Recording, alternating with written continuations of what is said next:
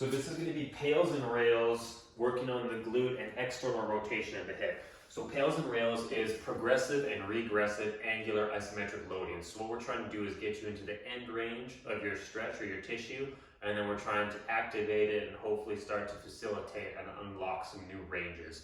So we're going to start in a figure 4 stretch, which is we're just going to cross the leg here. Now there's a lot of moving pieces to this drill, so bear with me as I kind of explain before we actually start digging into it.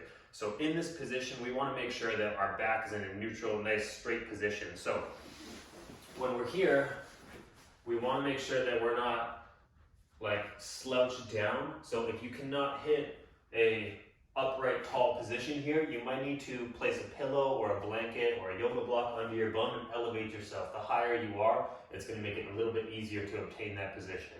So in this position, on both sides, because this is going to be a follow-along video, we are hitting a 30-second passive hold, and then we're doing 5 seconds loading of progressive and regressive angular loading. So what that drill is, before you actually jump into it, is when we're crossed here, we're going to do a 30-second stretch where we're trying to get upright, maybe tilt forward a little bit and feel that stretch. And then once we're done the 30 seconds, that 5-second of pressing down is going to be, we're going to press the ankle into the thigh as hard as you can to fire up the tissue here without moving this knee. So this knee is going to stay where he is. Then we're going to do the opposite, where we're going to do a 5-second hold of pushing the knee down and trying to not lift the ankle, but make him feel lighter. So we're trying to just lighten the load a little bit and make him float. So again, it's 5 seconds of driving him down and then 5 seconds of driving him down. So it's going to be like this and then like this, okay? We're going to throw in the ankle to this drill as well. So when we're like pressing the ankle down, we're going to grab the foot and press the foot down as well. It's kind of a lot of moving pieces, but I think once you do it once or twice, you'll start to feel it and understand the drill a little bit more, okay? So get into your figure 4.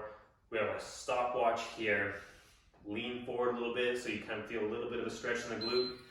And we're going to hold for 30 seconds here.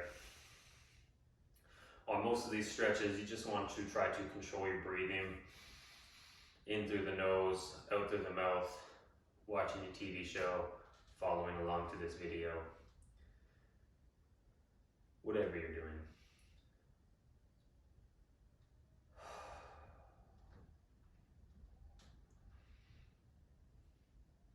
Three, 2, okay, so we're going to grab this ankle and we're going to start by putting a little bit of pressure, not like maximum, but just drive that ankle into your hand, and now we're going to drive the ankle into the thigh, and you'll feel that light up here for 5, 4, 3, 2, 1. Now relax and let it off. Keep everything where it is.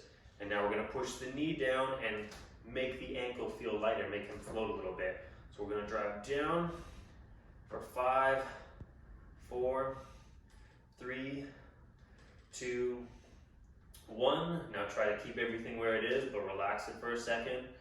Now you're going to grab that ankle again, press down with the foot, and then press down with the ankle for 5, 4, 3, 2, 1. And now we're going to reverse, push the knee down, lift the ankle to make him float. 5, 4, 3, 2, 1. And slowly come out of it. So you might have felt with the loading that you're actually turning that tissue on. When he's in his stretch state, we're turning him on and activating him. So it's going to intensify those stretches or that position when you're in there. So let's get the other side. 30-second hold here, making sure that you're upright. Again, with all of these drills like pails and rails, like this kind of like this loading mechanics, it gets more comfortable after you do a couple rounds under your belt. So the more you do it, like it definitely feels weird the first time, but the more you do it, the more it starts to make sense, the more you can kind of start to feel it and optimize the drill. So we're at 4, 3, 2, 1. So we're going to start with the foot.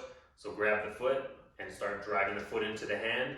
Now press the ankle down into the thigh for 5, 4, 3, 2, 1, and slowly let everything relax, but keep it where it is. Now drive the knee down and make that ankle feel light. 5, 4, 3, 2, 1, and relax, keep everything where it is. As I do this, I slowly try to lean a little bit more forward. Now push the ankle down, foot into the hand. 5, 4, 3, 2, 1. Now reverse the motion, make the ankle feel light. Push the knee down. 5, 4, 3, 2, 1, and rest. Come out of that.